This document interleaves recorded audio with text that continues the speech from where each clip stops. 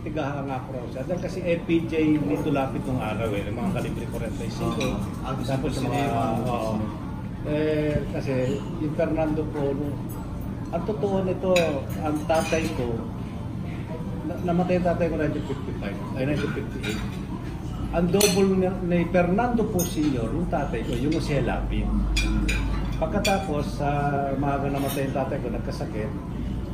Kumalit sa kanya si Jess Lapid Sr., tatay nga ni Lloyd, Jess Lapid Jr.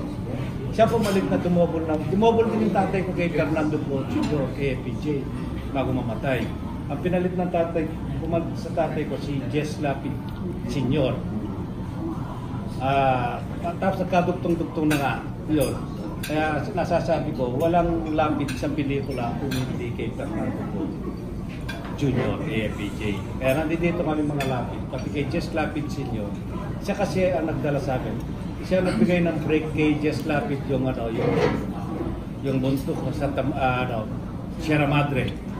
Tapos ako, nung nagbida ako ng Jess Lapid story, gumes silang dalawa ni Era, LPJ at si Era.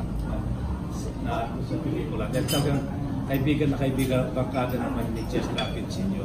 So paano nga po doon napunta na parang sa inatinras ni Coco lahat, yung pati sa mga stats, kayo ba fighting director nito? Oo, ako nag-fight director. At yun nga, kinausap ako ng Coco, mga 2 weeks lang daw, yung pagtapos ng probinsyano, hanggang doon na lang yung probinsyano, gusto niya, ako last. Ako ang last ang ending ako.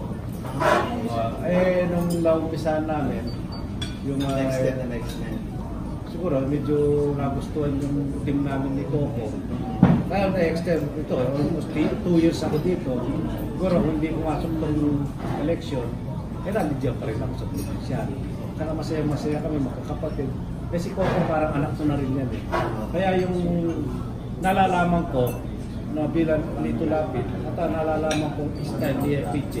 Sabi ko ito gawin natin. Nandiyan ka na eh. Tingin ang tao sa iyo, ikaw na si FPJ. Ako naman na matandang Lito Lapid na nandiyan lang ako sa likod mo. Kasi senior citizen na ako. Sir, kaya nakako po ba si Coco na kasama kayo mga kanya or magkakamping po? Wala po kami napag-usapan ni Coco sa ganyan. Pero identified kasi nahihiya naman ako sa kanya. Lumalabas ako rito. Kasi alam ko naman maraming kumukuha sa kanyang politiko. Identified ko siya sa isang senator. Pero hindi po siya nagsalita sa inyo na tulong ako. Wala, nagsasuggest lang naman pag ano.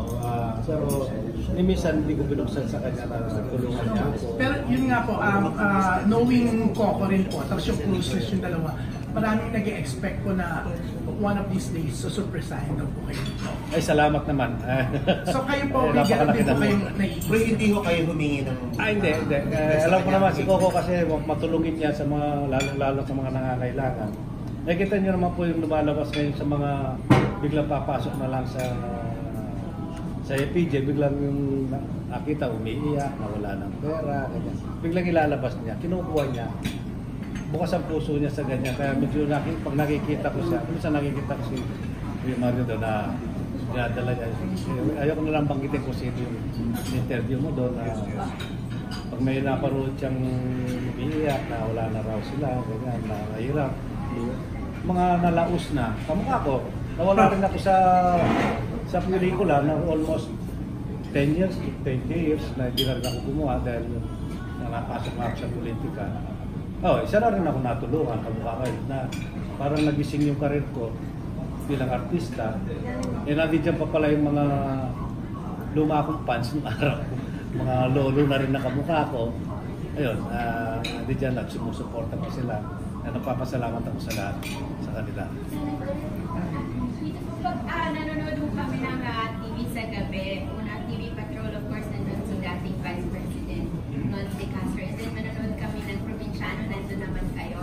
Ako pasok sa isip ko, these two former politicians made the right choice na hindi mo na bumalik na sa politika. Parang ang nakikita ko, ginagawa niyo yung na-enjoy niyo na gawin at malayo kayo sa tulo ng politika. But po, hindi, alam ko sinabi niya may mga gusto kayong ipagpatuloy, pero hindi po ba ready na ba kayong bumalik doon at hindi niyo po ba mamimiss yung mas simple quieter na buhay na ginagawa niyo po na umarte na una niyo naman pa? Yun naman talaga eh. Kung papipiliin naman ako talaga, ano naman eh, sa showbiz pa rin ako eh. Diyan ako nabuhay, diyan ako binuhay ang pamilya ko, lahat na hanggang sa apo ko. Kaya lang, ito nga, nandito ako sa larangan ng ano, siguro nasa Panginoon na yun dahil siguro gusto ko lang tumulong na kung kaya ko naman tumulong na kasama yung gobyerno, hindi. Kasi hindi ko na makakayanin kung yung gusto kong itulong sa kapwa natin, kung kasweldo ko lang sa showbiz, alam nyo naman, minsan wala, minsan meron. Ganunan lang naman, hindi naman araw-araw may trabaho tayo sa showbiz. Diba?